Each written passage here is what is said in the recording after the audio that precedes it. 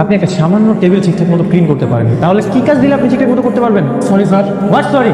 Sorry বলে বলে আর কতবার এইভাবে কাজ করবেন? ভাবি তো অফিস চলে এসছে। ভাবি কি বলিস? কি বলিস? এত ভাবা চিন্তা ড্রেসটা চেঞ্জ করতে হবে। চাচা, আপনি ব্লেজারটা পরেন। কি বলছেন স্যার? হ্যাঁ, যেটা বলছি সেটা করেন, এটা পরেন। আরে পরেন, যেটা বলছি সেটা করেন। চিন্তা না করে ব্লেজারটা পরেন, পরে এখানে বসেন। স্যার